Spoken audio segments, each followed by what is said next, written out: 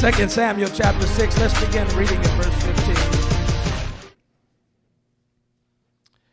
So David and all the house of Israel brought up the ark of the Lord with shouting and with the sound of the trumpet. Now as the ark of the Lord came into the city of David, Michal, Saul's daughter, looked through a window and saw King David leaping and whirling before the Lord, and she despised him in her heart. So they brought the ark of the Lord and set it in its place in the midst of the tabernacle that David had erected for it. Then David offered burnt offerings and peace offerings before the Lord.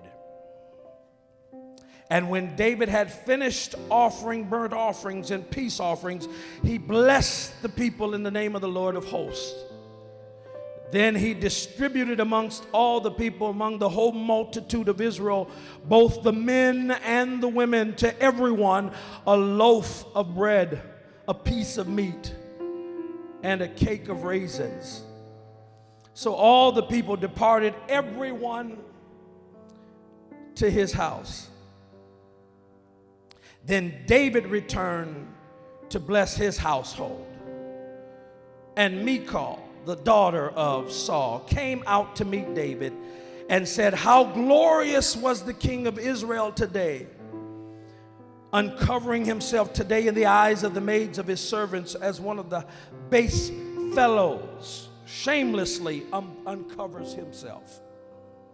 Verse 21. So David said to Michal, "It was before the Lord who chose me instead of your father and all his house, to appoint me to be ruler over the people of the Lord, over Israel. Therefore, I will play music before the Lord." Oh, here it is, verse 22. "And I will be even more undignified than this, and will be humbled in my own sight. But as for the maidservant of whom you have spoken, by them I will be held in honor." Verse 23, "Therefore Michal, the daughter of Saul, had no children to the day of her death." I want to preach from the subject topic, the undignified worshiper.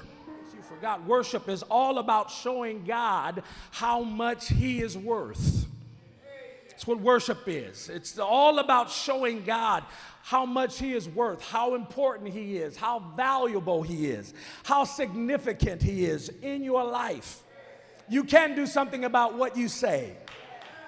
And worship that God requires is a kind of experience where you invite God into whatever you are going through. And you'll find out that if God is invited, he'll show up. Oh, and look at somebody and say, "And he'll show out." So today I want to talk to you about the undignified worshipers. Touch your neighbor and say, "We got undignified worshipers in the house." Now, I want you to understand who they are. These are the ones that we declare don't have any tact. Well, y'all got real quiet in here. Look, your neighbor said, if you're walking down your street, just keep looking straight ahead. These are the worshipers, watch this, that have no gall, no diplomacy, no sensitivity. Amen. These are the kind of worshipers that, amen, doesn't have etiquette. You know, when we come to church, there's a certain etiquette that the household of faith ought to have. Y'all have heard that before, right? You ought to come in and behave yourself and act like you got some sense. But the undignified worshiper is the individual that breaks all the rules. The undignified worshiper is the individual, amen, whose testimony goes beyond, amen, sitting still and being quiet and staying reserved. Listen to me. I'm not saying that there's anything wrong with being quiet. I'm not saying there's nothing wrong, because we got some great worshipers, amen, that just knows how to sit there and just wave your hands.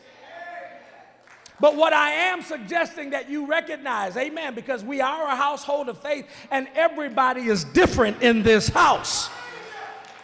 There are folk in this home, amen, that may not worship like you do.